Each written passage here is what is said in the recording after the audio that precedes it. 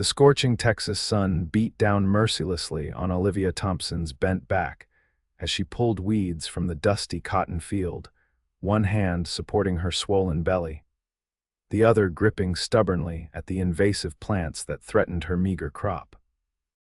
At 7 months pregnant and alone on a failing farm in 1875, she had no choice but to work until her body gave out, day after day, even as the summer heat of Caldwell County threatened to suffocate her with each labored breath.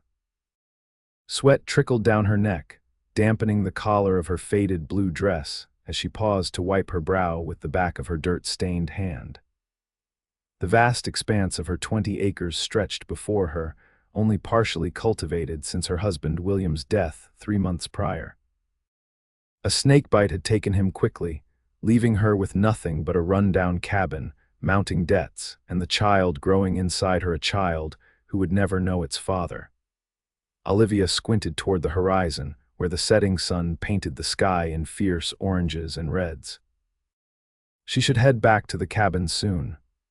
Being out after dark wasn't safe, especially in her condition, but there was still daylight left and work to be done. With a deep breath, she returned to her task, ignoring the ache in her lower back and the protests of her swollen feet. The sound of approaching hoofbeats made her freeze. Visitors were rare this far from town and rarely brought good news. Slowly, she straightened her back, one hand instinctively moving to protect her unborn child while the other reached for the small knife she kept tucked in her apron pocket. A tall figure on horseback appeared at the edge of her field, silhouetted against the dying light. The rider approached at an unhurried pace, giving Olivia time to assess him. He sat tall in the saddle, his broad shoulders squared beneath a worn leather vest. A dark hat shaded his face, but she could make out the glint of observant eyes studying her in return. "Evening, madam," he called, his voice deep and measured as he brought his horse to a stop several yards away, respectfully keeping his distance. "This is private property," Olivia replied, her fingers still tight around the handle of her knife. The stranger dismounted with fluid grace that spoke of a lifetime in the saddle. Up close, she could see he was younger than she'd first thought, perhaps 30 or so, with sun-weathered skin, a strong jaw darkened by several days' worth of stubble, and eyes the color of a stormy sky. "Name's Adam Hayes," he said, removing his hat to reveal dark hair in need of a trim. "I don't mean to intrude, madam, but I've been riding since dawn and noticed your place here.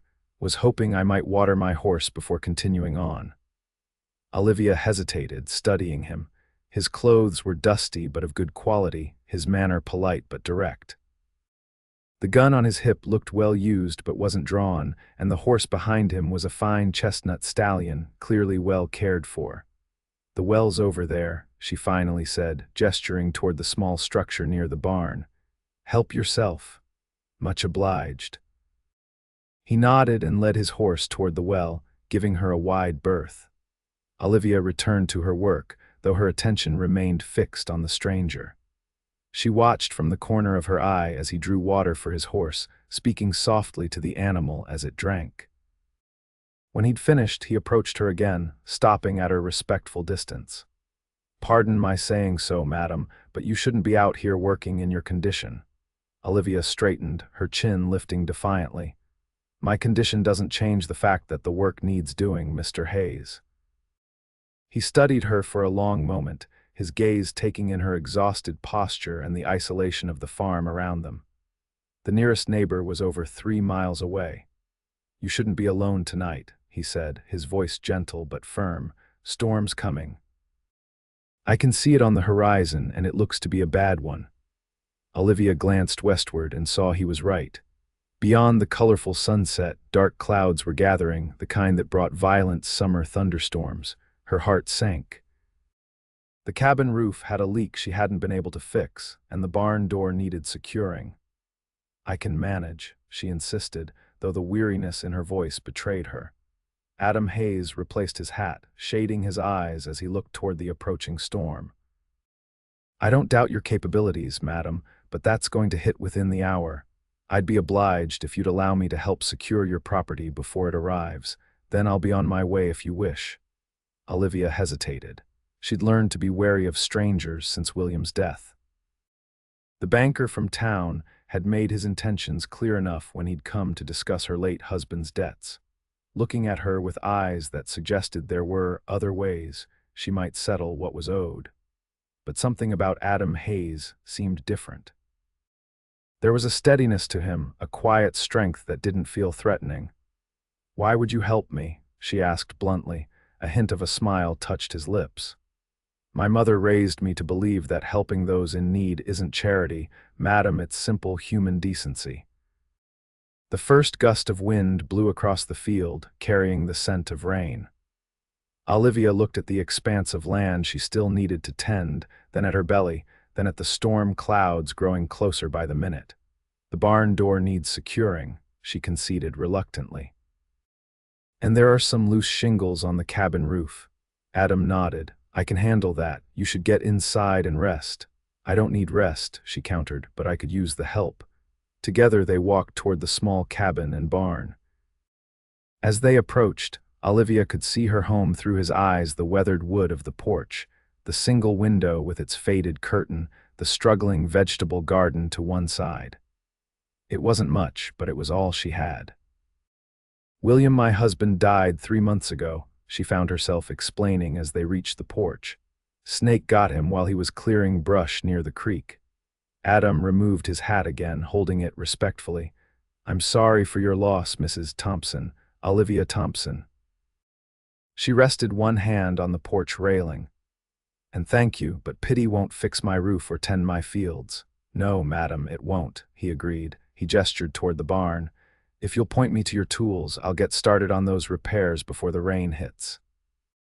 Olivia showed him to the small shed where William's tools were stored, then went to the house to prepare a simple meal. It was the least she could do in exchange for his help. Through the window, she watched Adam climb nimbly onto the roof and begin securing the loose shingles, working with confident efficiency. By the time he'd finished with the roof and repaired the barn door, the storm was nearly upon them. The sky had darkened completely, and lightning flashed in the distance. "Looks like I won't be riding out tonight after all," Adam said as he returned the tools to the shed. "If it's not too much trouble, I'd be grateful for a spot in your barn to wait out the storm." Olivia considered his request. The proper thing would be to offer him shelter in the barn, as he suggested. A respectable widow didn't invite strange men to stay in her home, especially when she was alone. But the thought of him sleeping in the drafty barn while a storm raged outside didn't sit right with her. "You can take your meals in the house," she offered as a compromise. "I've made a stew." The first heavy raindrops began to fall as they hurried inside, the wind picking up strength behind them. The interior of the cabin was modest but clean: one main room with a stone fireplace, a small table with 2 chairs, a bed in the corner partially screened by a hanging quilt, and a rocking chair near the hearth. A ladder led to a small loft overhead. "It's not much," Olivia said as she moved to stir the pot of stew hanging over the fire. "It's a good home," Adam replied, standing awkwardly by the door, his hat in his hands. "Solid construction." The compliment, simple as it was, warmed her. William had built this cabin with his own hands when they'd first married 4 years ago, full of dreams about the prosperous farm they would create together. "Please sit," she gestured to the table as she began ladling stew into bowls. Outside, the storm broke in earnest. Rain lashed against the windows and thunder boomed overhead. Adam glanced toward the ceiling, then gave her a small smile. "Your roof repair seems to be holding." Olivia nodded, setting the bowls on the table along with a loaf of bread she'd baked that morning. "You did good work, thank you." They ate in silence for a few minutes, the storm providing a dramatic backdrop to the meal. Olivia found herself studying her unexpected guest when he wasn't looking. His hands were strong and calloused, marking him as a man accustomed to hard work, but there was a gentleness to the way he broke his bread and an almost courtly manner to how he waited for her to begin eating before he started. "Where are you headed, Mr. Hayes?" she asked finally. West, he replied. Got some business in San Antonio, then I'm continuing on to El Paso. That's a long journey for a man alone. He smiled slightly. I'm used to my own company, Mrs. Thompson. A particularly loud crash of thunder made Olivia jump, her hand instinctively going to her belly. The baby, startled by the noise or perhaps by her reaction, gave a strong kick in response. Adam's eyes followed the movement, but he politely averted his gaze. When is your child due? About 2 months from now, she replied, then added quietly, William never knew. I found out the week after he died. Adam nodded, understanding in his eyes. You're carrying a heavy burden, Mrs. Thompson. We all have our burdens to bear, Mr. Hayes, she said, lifting her chin. I suspect you have yours as well. Something flickered in his eyes, a shadow of old pain, but he merely nodded again. As the meal concluded, the storm continued to rage. Wind howled around the cabin corners, and rain beat against the walls like it was trying to force its way inside.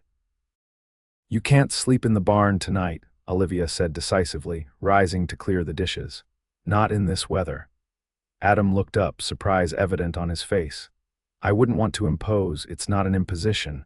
It's simple human decency, she replied, echoing his earlier words. You can sleep in the loft. It's where we store supplies, but there's room for a bedroll. Thank you, he said simply.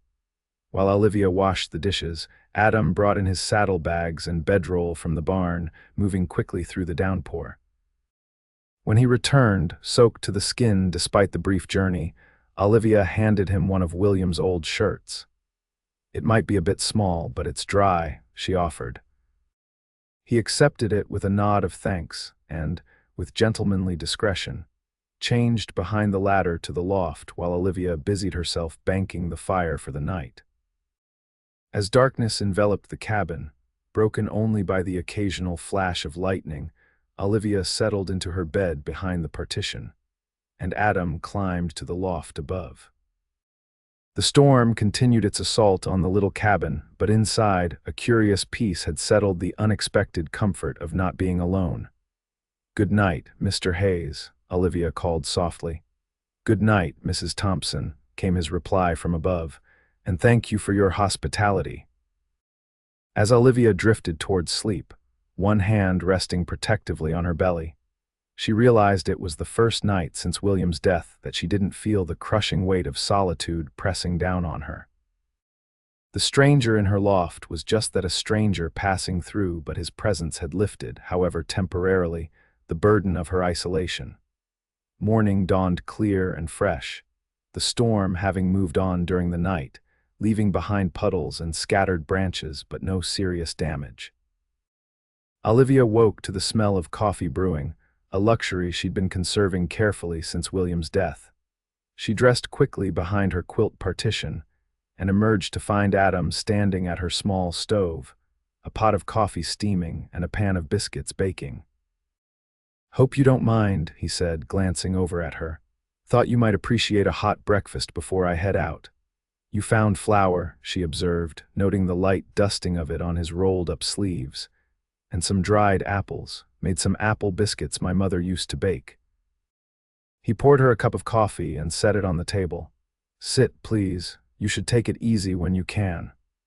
Olivia wanted to protest that she didn't need coddling, but the rich aroma of the coffee and the unexpected kindness of the gesture stopped her. She sat, wrapping her hands around the warm cup. How did you learn to bake? She asked as he removed the biscuits from the oven.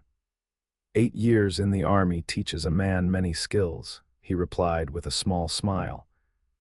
And before that, I grew up with 4 sisters and a mother who believed every man should know how to feed himself properly. You were a soldier. She studied him with new interest. He nodded, setting a plate of golden biscuits on the table. Union cavalry. Joined up in '63 when I was 18, stayed in after the war ended. Mustered out last year. That explained the straight posture and the air of quiet competence. And now I'm headed west to start fresh. He sat across from her, serving her a biscuit before taking one for himself. Like a lot of men after the war, they ate in companionable silence, the biscuits warm and surprisingly good with their hint of cinnamon and dried apple. Through the window, Olivia could see that the cotton plants had survived the storm relatively unscathed, though she'd need to check for any damage to the irrigation ditches William had dug. "I should get back on the trail," Adam said finally, rising to wash his plate in the basin. "Got a long ride ahead." Olivia felt a curious reluctance at the thought of his departure. "Of course, you've been very kind, Mr. Hayes." He dried his hands on a towel, then reached for his hat. "It was no trouble, Mrs. Thompson." He hesitated, then added, "If you don't mind my asking, what are your plans? For the farm, I mean." Olivia's jaw set in determination. "I'm going to keep it running. This land is all I have to leave my child. The bank's been pressuring me to sell since William died, but I won't give up what we built." Adam nodded thoughtfully. "It's a lot for one person to manage, especially with a baby coming." "I'm stronger than I look," she replied, a touch of defensiveness creeping into her voice. "I don't doubt that for a moment," he said sincerely, "but even the strongest person needs help sometimes." Before she could respond, he continued, "I noticed your east field hasn't been planted yet. The soil looked good there. You could get a decent crop of corn in before the season's too far along." "I know that," Olivia said, "but I haven't had time to prepare the soil and plant it. The cotton needs most of my attention right now." Adam was quiet for a moment, seeming to wrestle with a decision. Finally, he said, "I could stay a few days, help you get that field planted, shore up a few things around the property before I continue on." Olivia stared at him, taken aback by the offer. "Why would you do that? You don't know me." He met her gaze steadily. "Like I said, my mother raised me to help those in need, and I'm not in any particular hurry to reach San Antonio." A small smile touched his lips. "Besides, you cook better than I do, despite my biscuit-making skills." Olivia should have refused. Proper widows didn't invite strange men to stay at their farms, no matter how helpful they seemed. But the thought of having assistance with the heavy work, even for just a few days, was too tempting to dismiss. 3 days, she said finally. "I can offer you meals and the loft in exchange for your help. After that, you continue on your way." 3 days, he agreed, extending his hand to seal the bargain. Olivia hesitated only briefly before shaking it, his palm warm and rough against her smaller hand. "I should warn you, Mr. Hayes," she added, "I can't afford to pay you anything beyond room and board." "I wouldn't expect it, Mrs. Thompson." He released her hand and picked up his hat. "Now, if you'll point me toward your plowing equipment, I'll get started on that east field." The next 3 days fell into a rhythm that felt surprisingly natural. Adam rose before dawn each morning, tended to his horse, and the 2 mules Olivia kept for plowing, then worked the east field until the heat of the day became too intense. Olivia managed her usual tasks in the cotton field and garden, preparing meals and keeping the household running. In the afternoons, when the Texas sun was at its most punishing, Adam turned his attention to repairs around the property, fixing the chicken coop, reinforcing the barn wall, clearing the irrigation ditches that had been partially filled by the storm. They took their evening meals together at the small table, conversing with increasing ease as the days passed. Adam spoke of his years in the Army, traveling through the war-torn South and later the Western Territories. Olivia shared stories of her childhood in Tennessee and how she and William had decided to start fresh in Texas after the war. "William had such plans for this place," she said on the evening of the second day, her gaze distant as she looked around the cabin. "He was going to build on a proper kitchen next year, maybe even add another bedroom for the baby." "He built a solid foundation," Adam observed, "both the cabin and the farm itself. Good water, decent soil. You can still make those plans happen in time." Olivia sighed, one hand moving to her belly where the baby was particularly active that evening. "Sometimes I wonder if I'm foolish for trying to hold on to it. The banker in town, Mr. Peterson, keeps sending messages offering to buy the property. Says a woman alone can't make a go of it out here." Adam's expression hardened slightly. Men like Peterson count on wearing down people's resolve. They see a widow with land they want, and they circle like vultures, waiting for desperation to set in. You sound like you've seen it before. Too many times, he confirmed. After the war, land speculators were buying up properties all across the South for pennies on the dollar. Widows, colored folks who'd been freed but had nowhere to go, old men who couldn't work their fields anymore, all forced out because they didn't have the means to hold on. "So you think I should stay and fight?" Olivia asked, genuinely curious about his opinion. Adam considered her question seriously. "I think you should do what's best for you and your child, but from what I've seen, this place could be productive again with some work. And it's yours that counts for something." On the morning of the third day, Olivia watched from the porch as Adam finished planting the last row of corn in the east field. The transformation was remarkable. What had been an overgrown patch of land was now neatly furrowed and planted, promising a late summer crop if the weather held.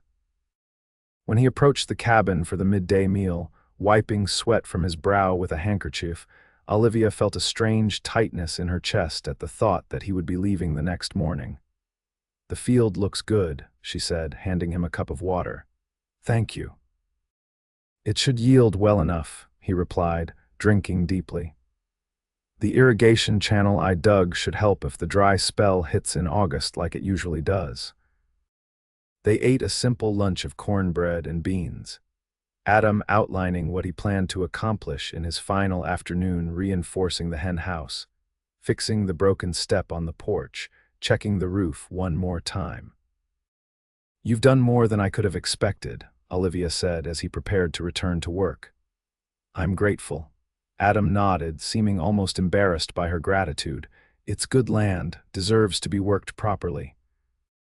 As he turned to go, Olivia found herself saying, "I was thinking of riding into town this afternoon for supplies. Would you? Would you care to accompany me? I could use the help with the heavier items." If Adam suspected that her invitation was partly motivated by a desire to extend their time together, he didn't show it.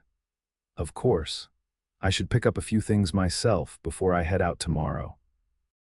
The town of Prairie Creek was a small but growing settlement, with a general store, a bank, a saloon, and a handful of other businesses lining its single main street.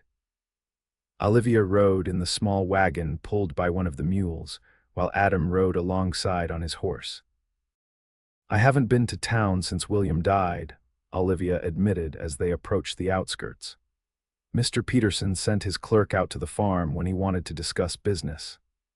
Adam's expression darkened slightly at the mention of the banker, but he merely nodded.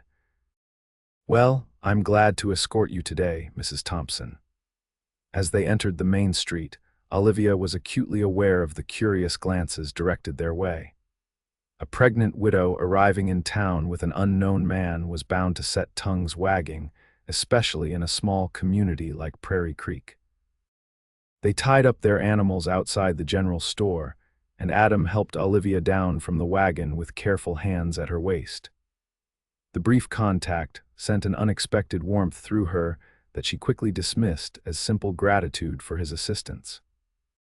Inside the store, Olivia consulted the list she'd prepared: flour, sugar, coffee, salt, ammunition for the rifle she kept for protection, a few yards of fabric for baby clothes. Adam added his own modest needs to the order, insisting on paying for the coffee as a parting gift. As the storekeeper, Mr. Roberts, tallied their purchases, the bell above the door jangled, announcing another customer. Olivia tensed as she recognized Horace Peterson, the banker, a portly man in his 50s with small, calculating eyes and an insincere smile. "Mrs. Thompson," Peterson said, feigning surprise though his gaze flicked assessingly between her and Adam.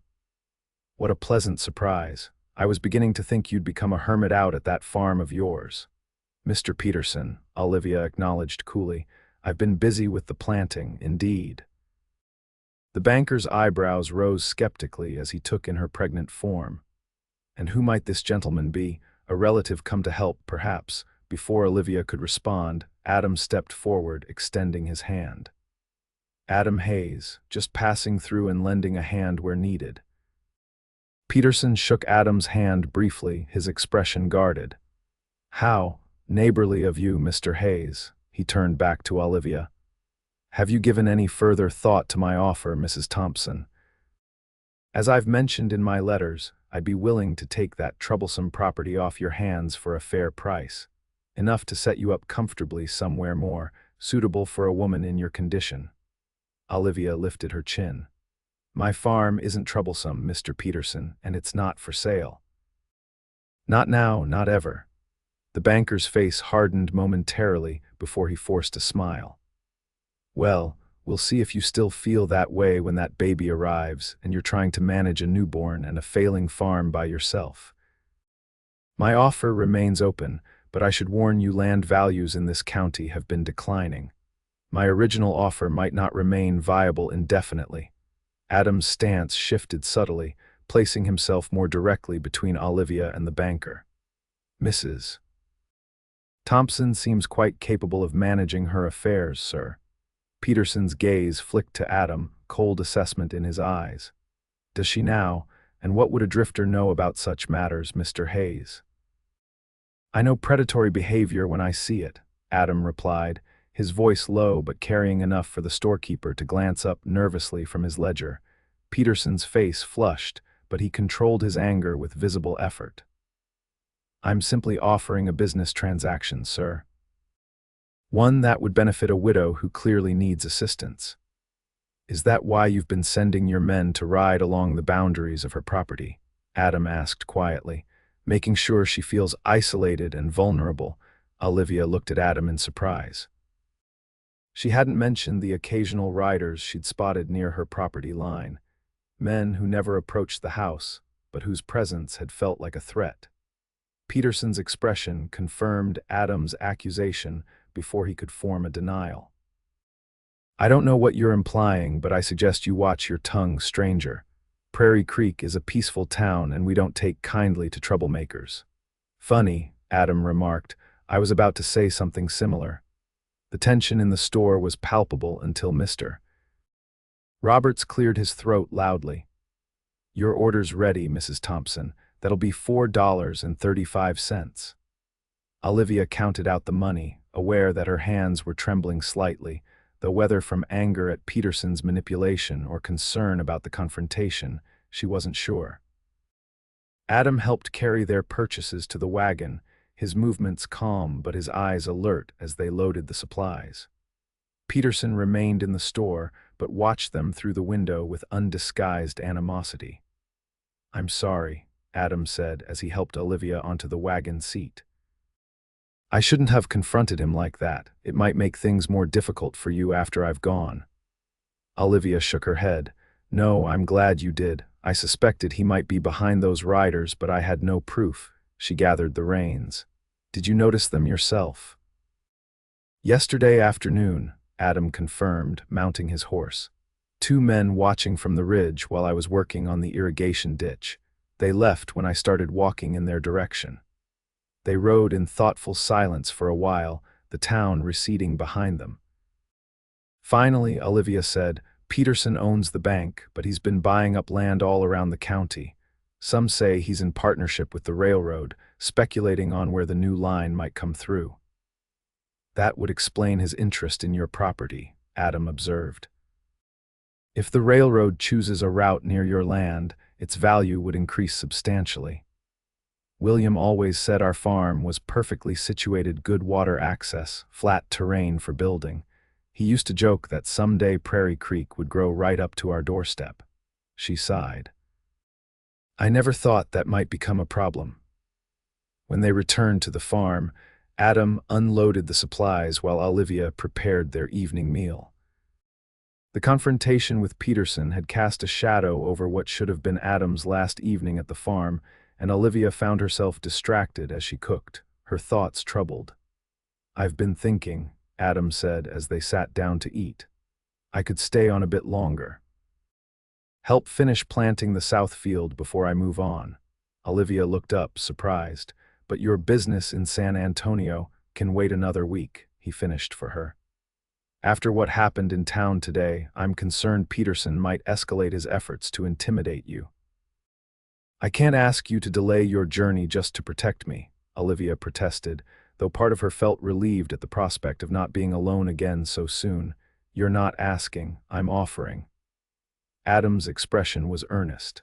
Besides, there's still plenty of work to be done around here, and He hesitated, then continued more quietly, I've enjoyed these past few days. It's been good to feel useful again.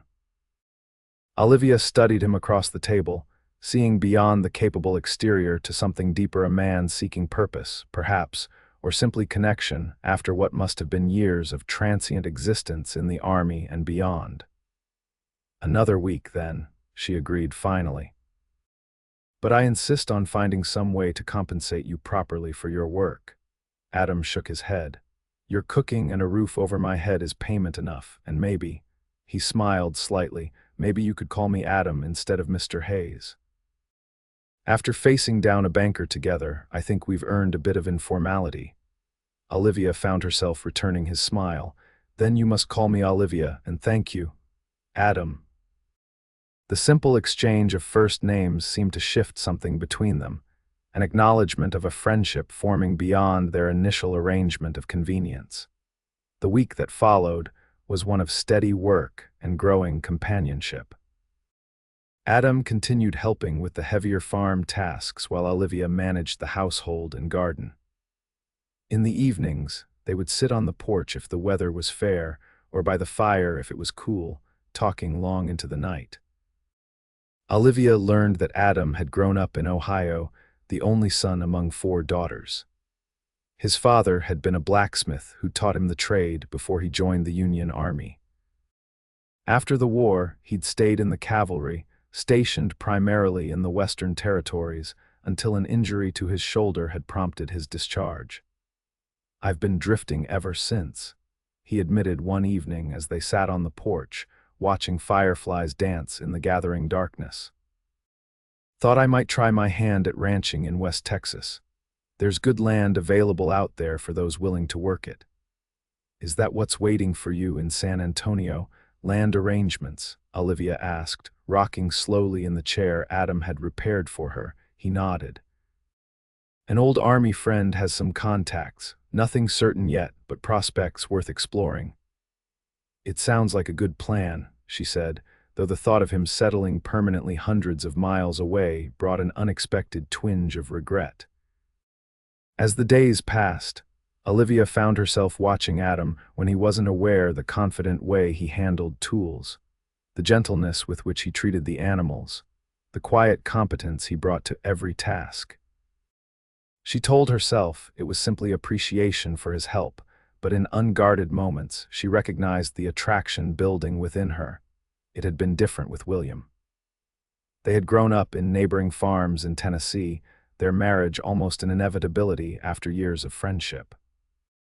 She had loved him deeply, but it had been a love that grew gradually, comfortably, like a garden planted in familiar soil. What she felt watching Adam was something else entirely, a spark that both frightened and exhilarated her. All the more troubling because of its suddenness and the circumstances of their meeting. For his part, Adam maintained a respectful distance, never overstepping the boundaries of propriety despite the unusual situation of a single man staying at a widow's farm. But sometimes she would catch him looking at her with an expression that suggested she wasn't alone in feeling this unexpected connection. On the afternoon of the 6th day, Olivia was working in her vegetable garden when a sharp pain gripped her abdomen, causing her to gasp and drop the basket of beans she'd been collecting. Adam, who had been repairing a fence nearby, was at her side in an instant. "What is it?" he asked, his face tight with concern. "Just a cramp," she said, though the intensity had frightened her. "The baby's been very active today." Adam helped her to the porch and insisted she rest while he fetched water. As she sat in the rocking chair, another pain came, less severe but worrying nonetheless. "I think I should ride for the midwife," Adam said, kneeling beside her chair. "These pains aren't normal." It's too early, Olivia whispered, fear evident in her voice. The baby isn't due for nearly 2 months. All the more reason to get help, he insisted gently. Mrs. Baker in town, she's the midwife, correct? Olivia nodded, another pain making her wince. Yes, but it's a long ride and you don't know the way. Then give me directions, I'll find her. His voice was calm but brooked no argument. You need to lie down, Olivia, now. She allowed him to help her inside and to her bed. As he turned to leave, she caught his hand. Adam, hurry. The look he gave her was one she would remember long afterward, intense determination mingled with something deeper, something that made her breath catch despite her discomfort. I will. I promise. The hours that followed were a blur of pain and fear for Olivia. The cramps continued, sometimes easing only to return with greater intensity.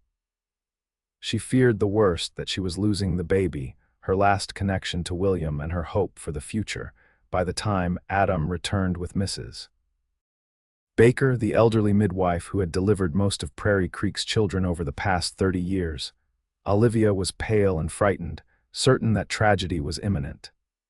Now, Mrs. Baker said briskly as she examined Olivia, her weathered hands gentle but confident. These are false labor pains, my dear, strong ones to be sure, but your body isn't ready to deliver yet. The baby's all right, Olivia asked, tears of relief forming in her eyes. The little one is fine, but you've been overdoing it, the midwife said firmly. Your body is telling you to rest, Mrs. Thompson. You cannot continue working in those fields in your condition. Outside the quilt partition, Adam paced anxiously, having been banished from the bedside during the examination. Mrs. Baker emerged after giving Olivia a tonic to help her sleep and fixed him with a stern gaze. That woman needs complete rest for at least a week, she informed him. No field work, no heavy lifting, minimal household chores. She's pushing herself too hard, and if she continues, she'll lose that baby. Adam's face paled. I understand, I'll make sure she rests. Mrs. Baker studied him thoughtfully. And who exactly are you to Mrs. Thompson, young man? There's talk in town about a stranger staying at her farm.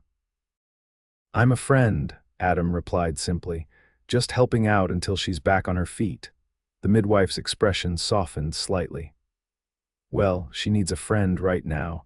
That banker Peterson has been making life difficult for several of the smaller farmers around here. Widow with a baby on the way makes an easy target. Not if I have anything to say about it, Adam said quietly, after the midwife left, with a promise to return in a few days to check on Olivia. Adam pulled a chair beside the bed where Olivia had fallen into an exhausted sleep. In the dim light of the oil lamp, her face looked younger, the worry lines smoothed away by slumber. He remained there through the night, dozing occasionally but mostly keeping vigil, his mind working through the implications of the day's events and the decision that had been forming in his thoughts for days now.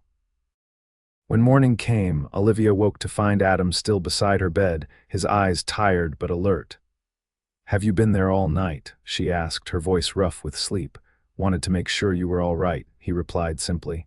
How do you feel? Better, she admitted. The pains have stopped. Good. He stood and stretched his tall frame.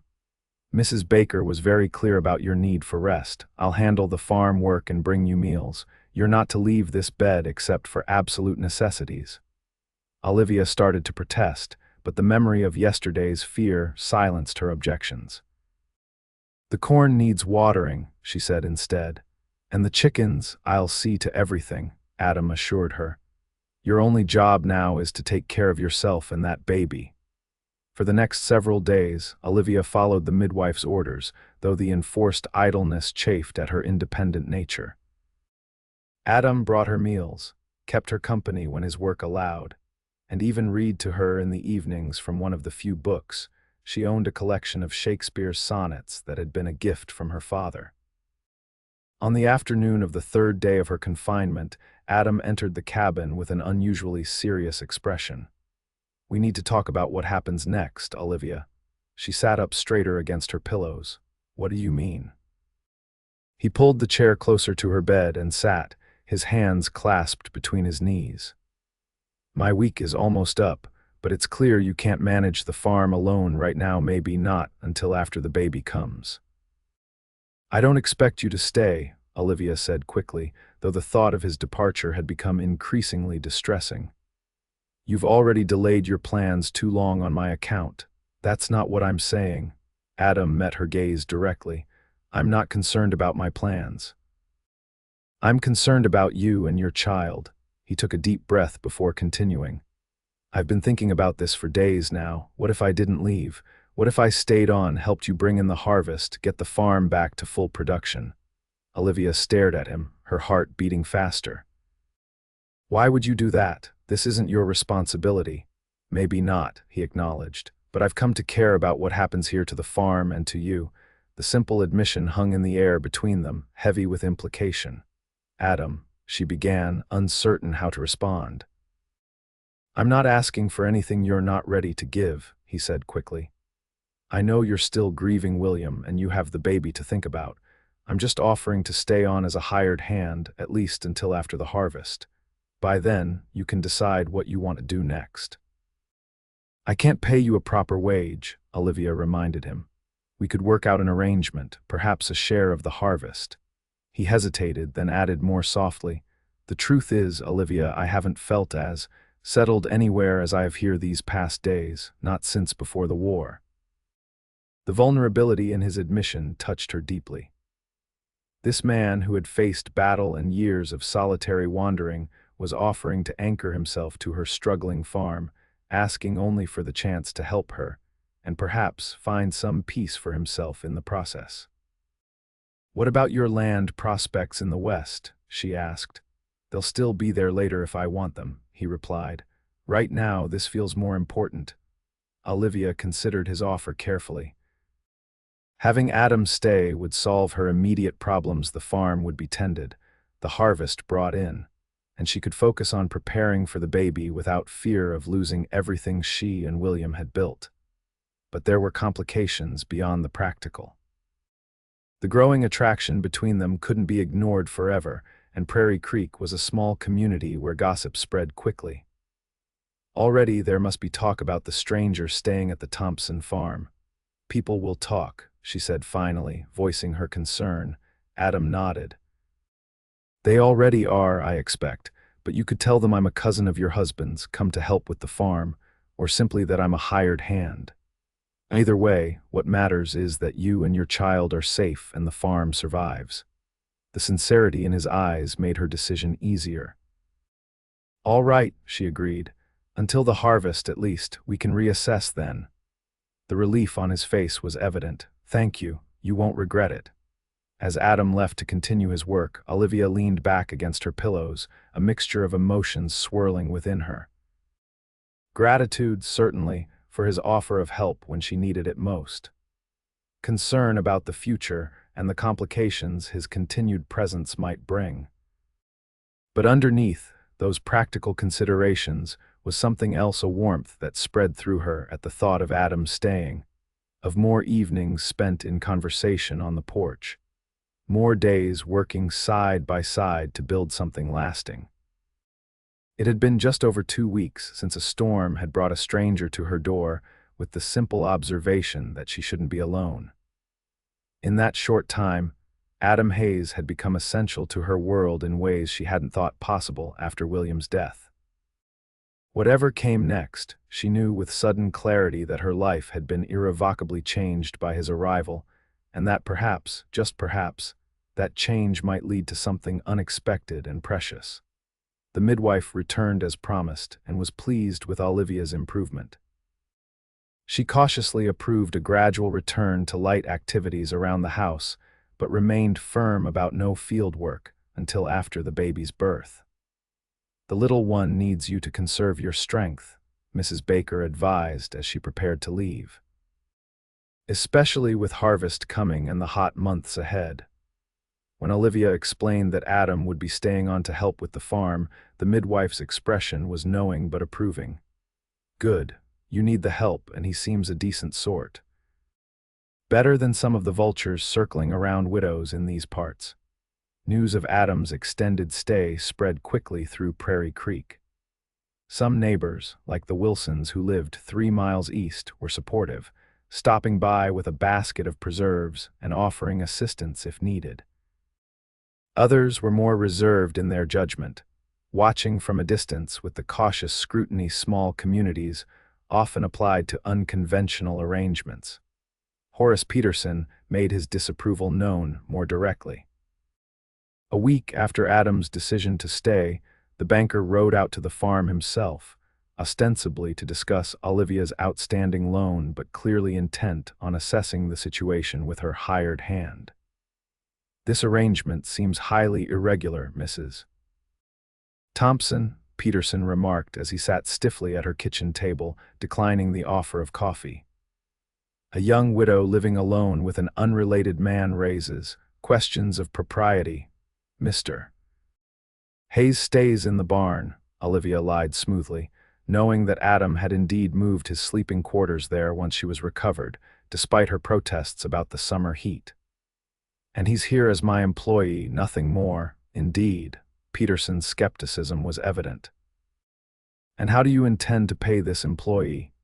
Your husband left considerable debts, as you know." "Mr. Hayes has agreed to work for a share of the harvest," she replied, keeping her voice steady despite the implied threat in his question. "The farm will be more productive with his help, which means I'll be better positioned to repay the bank."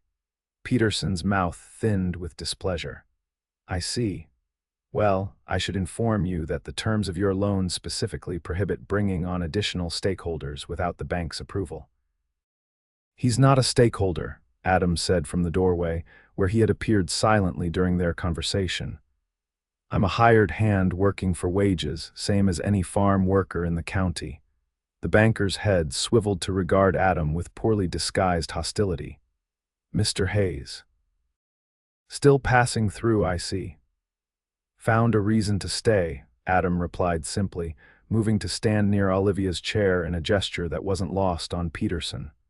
"How convenient for Mrs. Thompson," the banker said coldly. "Though I wonder if the good people of Prairie Creek will be equally accommodating of this arrangement." The good people of Prairie Creek might be more concerned with how certain businessmen have been pressuring widows and struggling farmers to sell their land at below-market prices. Adam suggested, his tone conversational but his eyes hard. "Especially if those same businessmen have been employing intimidation tactics." Peterson's face flushed with anger. "Be careful with your accusations, Hayes. I'm a respected member of this community." "And I'm a man with nothing to lose and a good memory for faces," Adam replied evenly. "Including those of the two men who have been watching this property from the ridgeline. The same two who, interestingly enough, work as collection agents for your bank." The banker stood abruptly, his chair scraping against the wooden floor. "I didn't come here to be insulted in the home of a debtor." "No," Olivia said, finding her voice strengthened by Adam's presence. "You came here hoping to find me desperate enough to sell. I'm sorry to disappoint you, Mr. Peterson, but this farm is not for sale now, nor will it be in the future." Peterson gathered his hat, his expression dark with suppressed fury. "We'll see about that, Mrs. Thompson.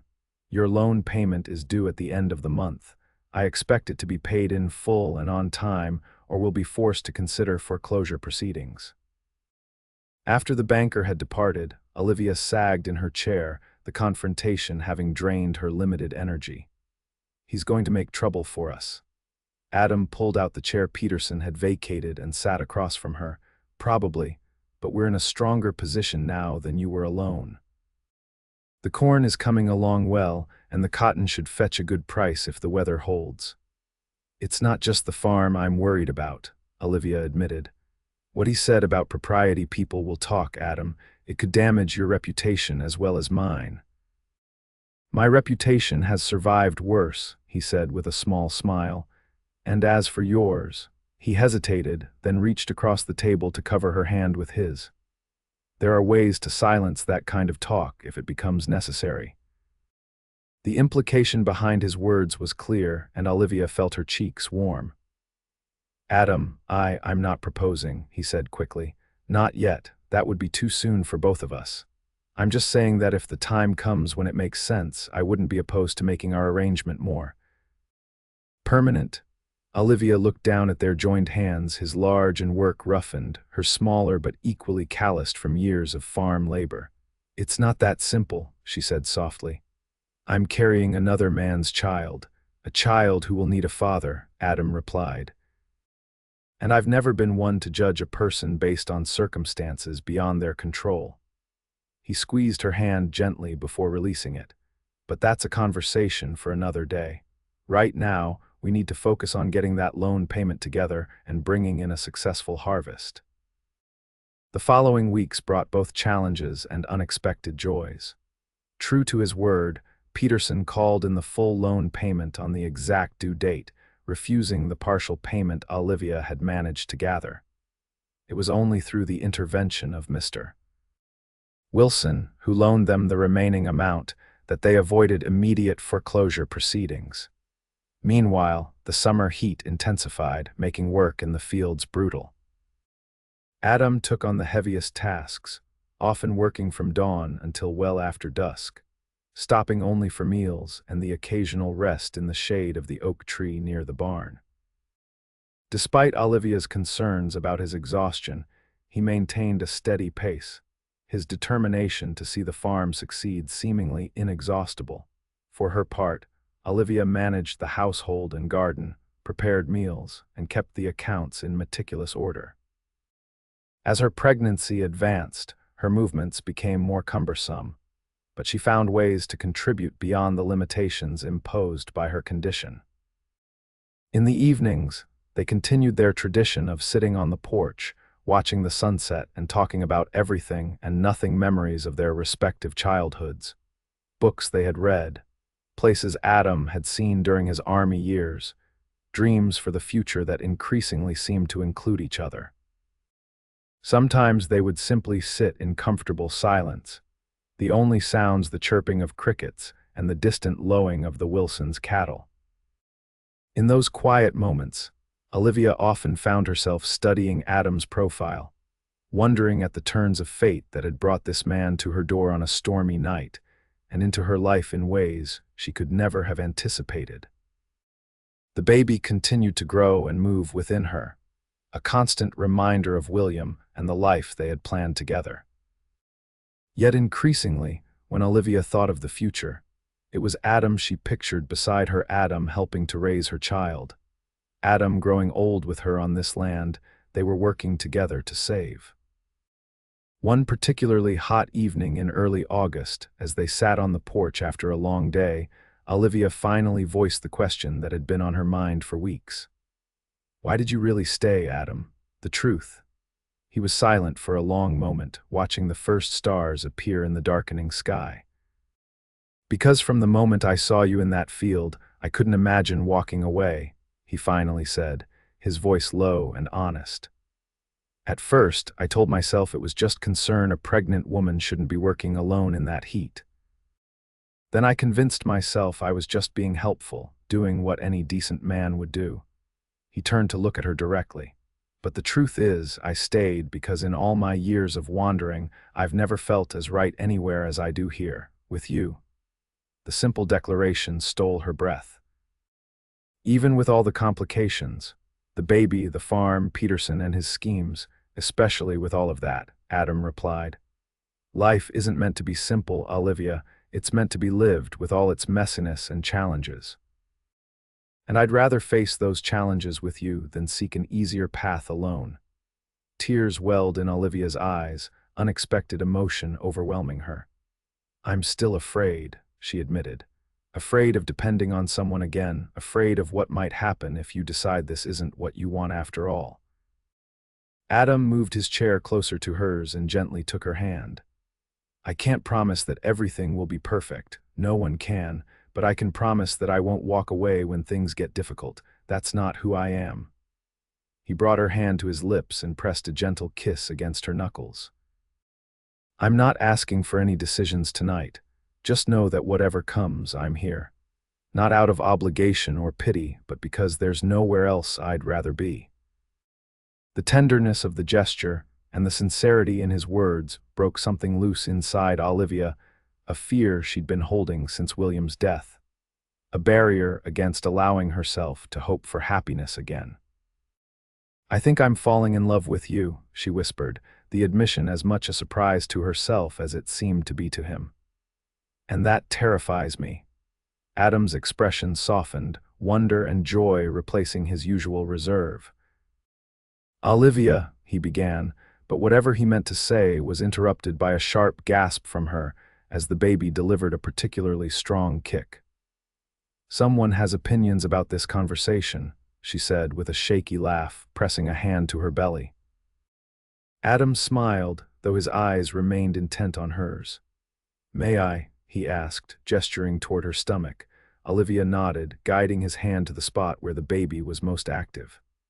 Adam's expression as he felt the child move beneath his palm was one of awe and tenderness. "Hello there, little one," he murmured. "You're quite the kicker."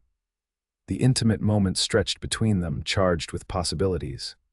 When Adam finally looked up, the emotion in his eyes matched what Olivia felt in her heart.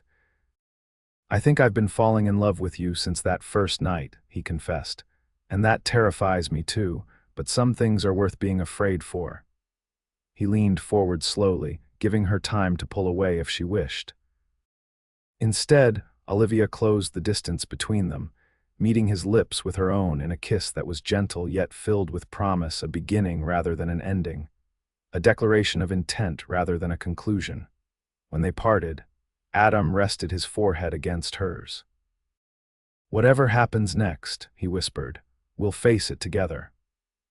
The harvest season arrived with its usual intensity, the days filled with backbreaking work as they gathered the corn from the east field and prepared for the cotton picking that would follow. Despite Peterson's continued efforts to create difficulties, including an attempt to hire away potential day laborers, they needed for the harvest, the farm was producing better than Olivia had dared hope. As August gave way to September, Olivia's time grew near. Her movements became increasingly restricted as the baby settled lower, pressing against her spine and making even simple tasks exhausting. Adam insisted she rest more, taking on additional responsibilities despite her protests. "You've done more than your share already," he told her one evening as he massaged her swollen feet, a luxury she had initially resisted but now gratefully accepted. "Let me handle things for a while." "I'm not an invalid," she grumbled, though without real annoyance, "just enormous." Adam smiled, his hands gentle as they worked on a particularly tender spot. "You're beautiful and stubborn, and the strongest person I know." His words warmed her as they increasingly did. Since their confession of feelings, they had been careful to maintain proper boundaries. Adam still slept in the barn, and they limited physical contact to hand-holding and the occasional kiss. Both were acutely aware of Olivia's vulnerable position and the community's watchful eyes. But in private moments like this, the depth of their growing connection was undeniable.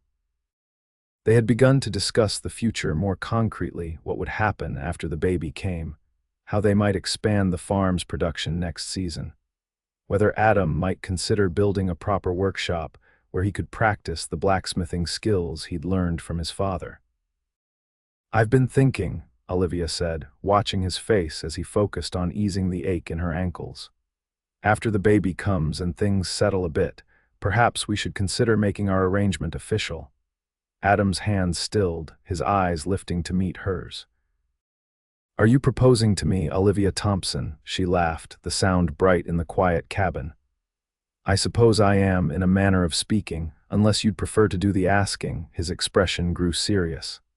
"I would, actually, not because of tradition or propriety, but because I want to do this right." He moved from the floor to sit beside her on the small sofa. "I want to ask properly, with a ring and all the words you deserve to hear, after the baby comes, when you're ready." Olivia's heart swelled with affection for this man who continually surprised her with his thoughtfulness. "I think I'd like that," she said softly. The baby had other plans. 2 nights later, Olivia woke just past midnight with the unmistakable sensation of her waters breaking. Unlike the false labor of weeks before, these pains were rhythmic and purposeful, her body preparing in earnest for birth. "Adam," she called, knowing he would hear her through the open window near his sleeping area in the barn. He was at her side within minutes, hair tousled from sleep but eyes alert. "Is it time?" Olivia nodded through a contraction, reaching for his hand. "Ride for Mrs. Baker, quickly." The birth was long and difficult. The midwife arrived before dawn, her experienced hands and calm demeanor a lifeline for Olivia as the labor progressed through the morning and into the afternoon. Adam was banished to the porch, but refused to leave the property, pacing anxiously and coming immediately whenever Mrs. Baker emerged with requests for hot water or clean linens.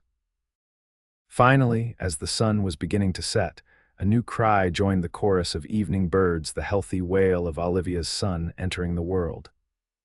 Mrs. Baker cleaned and swaddled the infant before placing him in his exhausted mother's arms. "He's perfect," the midwife declared. "Strong lungs, good color." "You did well, my dear." Olivia gazed down at her son's tiny face, overcome with emotion. He had William's chin and dark hair, but his eyes, when they briefly opened, were a clear blue that might darken with time. "Can Adam come in?" she asked softly. Mrs. Baker raised an eyebrow but nodded. "For a few minutes, then you both need rest."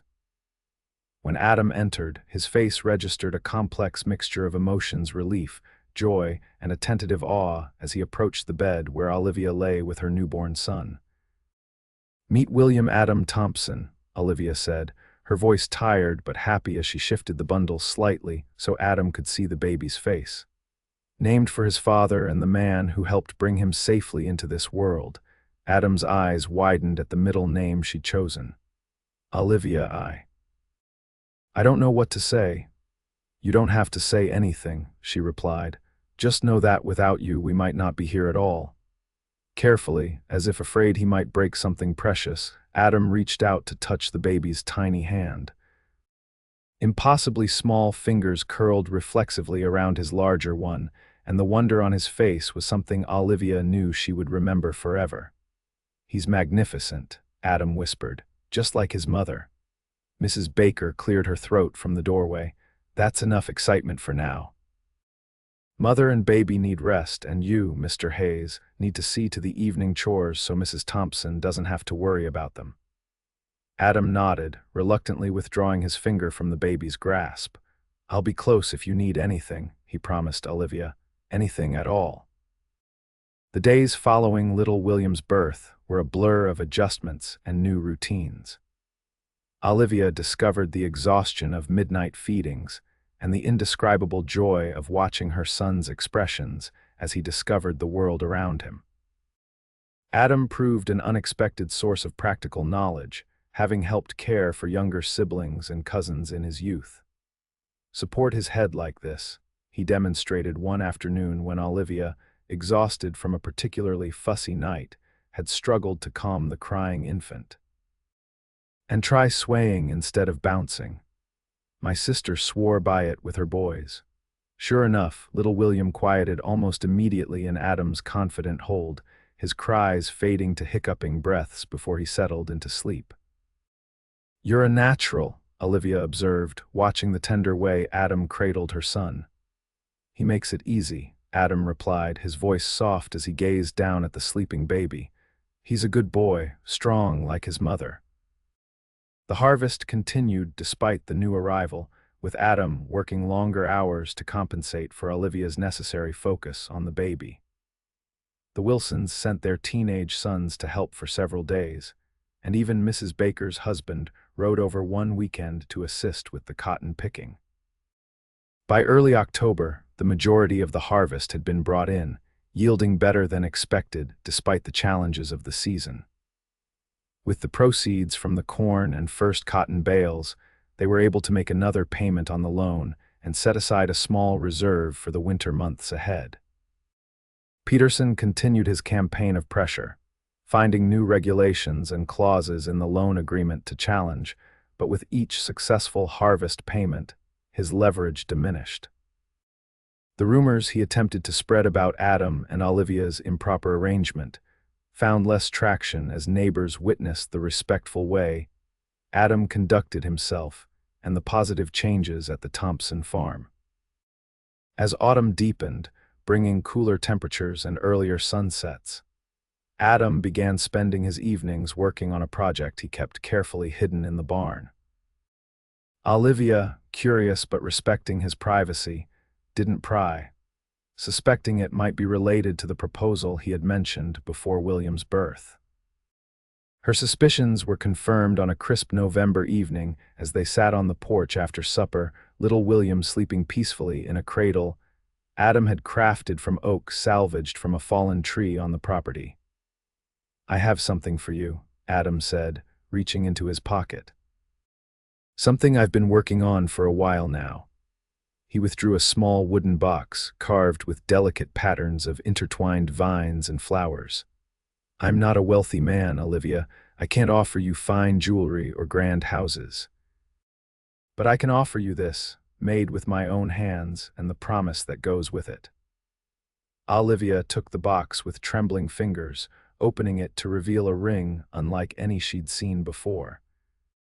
Instead of a traditional gold band, Adam had forged a slender ring of silver, skillfully twisted to resemble two strands intertwined, with a small, perfect pearl nestled at its center. "It's beautiful," she whispered, tears welling in her eyes. "I made it from silver coins I carried through the war," Adam explained. "The pearl was my mother's, sent to me before she passed. She wrote that I should save it for the woman who brings you peace after so much strife." He took her hand, his expression earnest and vulnerable. "I never understood what she meant until I met you, until I found this place and you and little William. You've given me a home, Olivia, in all the ways that matter." Adam slid from the chair to kneel before her, still holding her hand.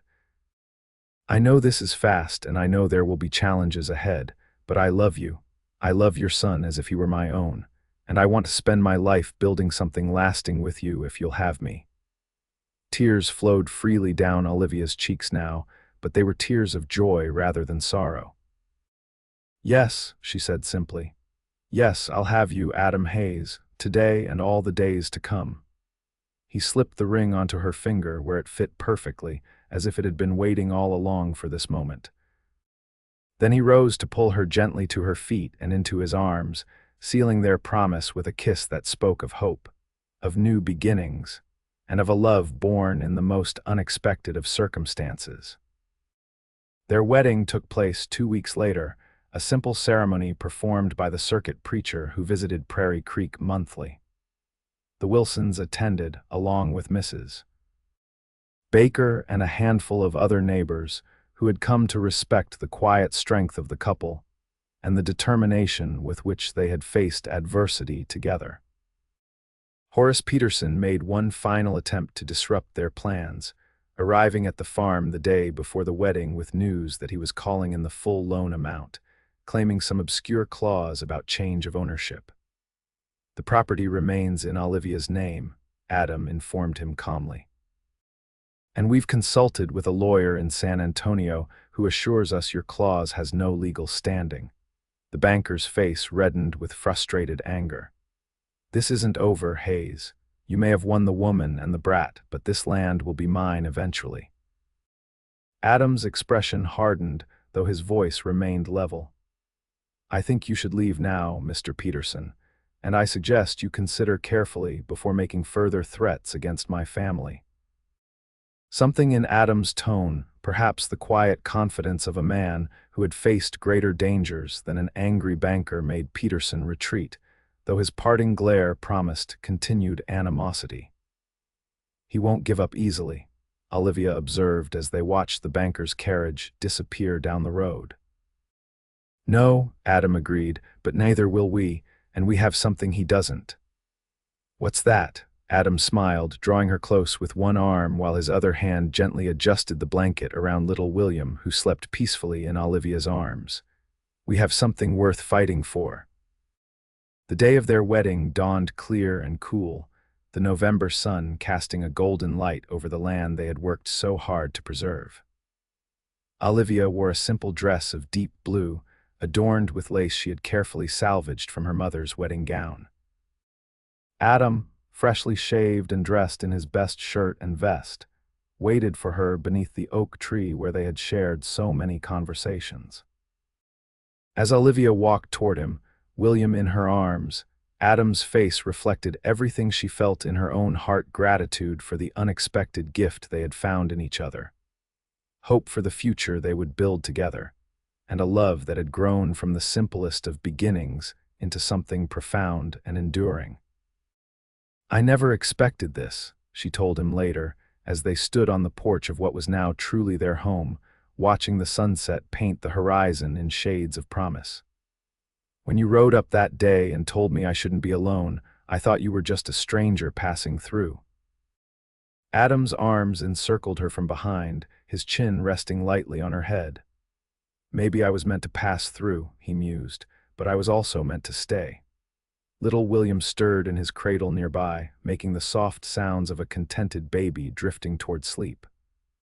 The fields around them lay partially dormant, waiting for spring and the new growth it would bring. In the barn, plans for expansion waited: a forge where Adam could practice his blacksmithing during the winter months, additional stalls for the horses they hoped to add to their livestock, space for the future they were building together. "Do you ever regret it?" Olivia asked softly. "Staying here instead of continuing west?" Adam turned her gently in his arms, his gaze steady and sure. "Not for a single moment. This is where I was always heading, Olivia. I just didn't know it until I found you." As twilight deepened around them, Olivia leaned into her husband's embrace, savoring the security of his arms and the certainty of their shared path forward. From the lonely woman working in a dusty field to the wife and mother standing on the porch of a thriving farm, her journey had been one of unexpected turns and challenges overcome. But through it all, one truth remained constant. Sometimes the greatest blessings arrived in the form of a stranger who recognized, even before she did herself, that she shouldn't have to face the night alone. Years later, Olivia would tell the story to their children, not just William, but the daughters and sons who followed, filling the expanded farmhouse with laughter and life. She would describe the sweltering day when a tall stranger on horseback had appeared at the edge of her field, offering help when she needed it most. And the children would listen, wide-eyed, as she explained how that simple moment of kindness had changed everything, how it had given them their family, their home, and the legacy of love that surrounded them. For Adam and Olivia Hayes, that legacy was their greatest harvest, cultivated through seasons of plenty and want, nurtured with patience and perseverance, and yielding rewards far beyond anything they could have imagined on that distant summer day when their stories first intertwined beneath the vast Texas sky.